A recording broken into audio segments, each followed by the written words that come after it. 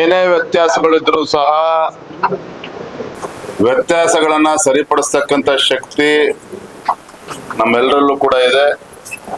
ಹಾಗಾಗಿ ನಾನು ಕೂಡ ಇವತ್ತು ದಾವಣಗೆರೆಗೆ ಬಂದಿದ್ದೇನೆ.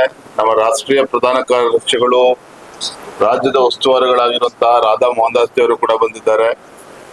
ಎಲ್ಲರೂ ಕೂತು ಖಂಡಿತ ಅದನ್ನ ಬಗೆಹರಿಸ್ತೇವೆ. ಇದನ್ನ ಮುಂದುವರಿಯೋದಕ್ಕೆ ಬಿಡೋದಿಲ್ಲ. ಅಭ್ಯರ್ಥಿ ಘೋಷಣೆ ಯಾವಾಗ?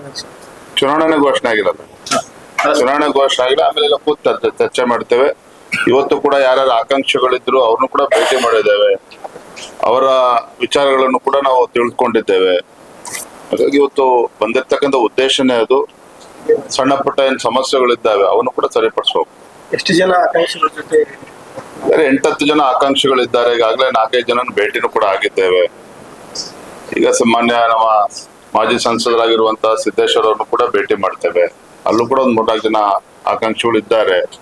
ಅವ್ರನ್ನು ಕೂಡ ಮಾತನಾಡಿಸಿ, ಈಗಾಗಲೇ ದಾವಣಗೆರೆ ದಕ್ಷಿಣ ವಿಧಾನಸಭಾ ಕ್ಷೇತ್ರದಲ್ಲಿ ನಮ್ಮ ಸಂಘಟನೆ ಕೆಲಸ ನಡೀತಾ ಇದೆ.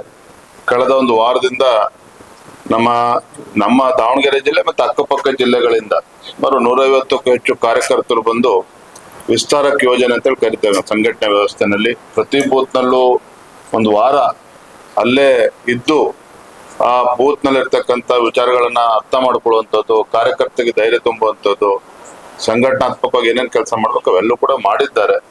ಎಲ್ಲವೂ ಕೂಡ ಸರಿ ಹೋಗ್ತದೆ ಅನ್ನೋ ಸಂಪೂರ್ಣ ವಿಶ್ವಾಸ ನಮ್ಗಿದೆ. ದಕ್ಷಿಣ ಕ್ಷೇತ್ರ ವಾತಾವರಣ ಹೇಗೆ ವರದಿ ತಗೊಂಡಿದ್ದಾರೆ? ದಕ್ಷಿಣ ಕ್ಷೇತ್ರದ ಗೆಲ್ತಾರೆ?